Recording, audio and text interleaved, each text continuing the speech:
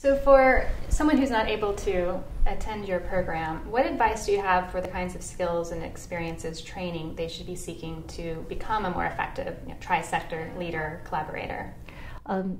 If you can't do a program like ours, and right now the one in Singapore is the only one as far as I know, get jobs across the different sectors and network like crazy.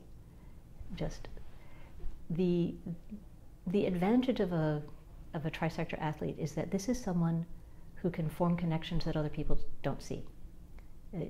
They don't go as deep.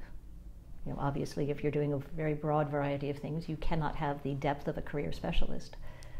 But they can make connections, and it's the connections where the really interesting things happen. And do you think you really need to have direct work experience working within the three sectors to be effective in this space? Or could you, for example, be someone who's spent the entirety of your career in an NGO or within a government institution or within a private company and still become a really effective tri-sector leader? I think you can become a very effective tri-sector leader if you're a very good listener.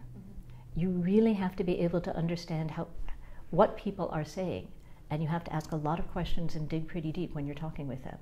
It's a personality type as much as it is a set of skills. You have to be curious. You have to be willing to read widely, and you have to be willing to reach out to people who've done the kind of thing that you want to do. And there's an increasing number of them around. Yeah. It requires a lot of those soft skills then, I guess, that go beyond what you can learn even in a classroom setting. There's a very heavy need for soft skills. There's also a need for hard skills. I mean, we're doing some agent-based modeling and complexity theory in one of our upcoming modules. We're doing work on information technology as the most important of the technology transformations that's happening now.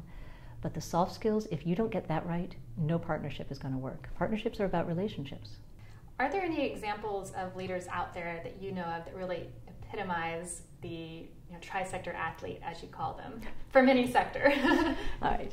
People who have been very good at making things happening and leading partnerships. Pretty much everybody's favorite example right now on the corporate side is Unilever, which set out several years ago to transform its business model in sustainable ways, and it's engaging with just about everybody, as far as I can tell. But it's far from the only one. Within the government sector, Chris Balderston, the person who set up the Global Partnerships Office at the State Department and who is now back in the private sector, seems to be just one of these people who can pull pieces together and make things happen. He comes out of a completely political background.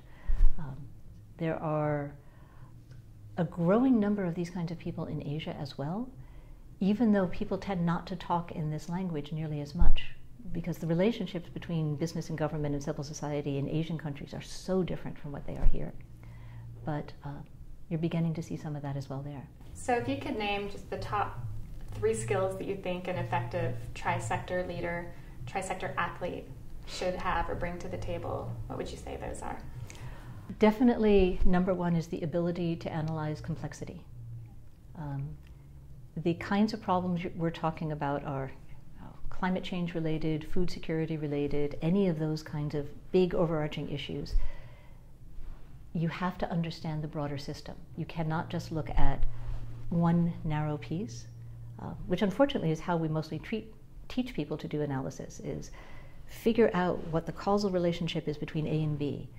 Well, that makes no sense, because in fact you're embedded in a system where there are 100 factors affecting A and then many different ways in which it then affects B. So understanding the ability to think in systems terms I would put as number 1.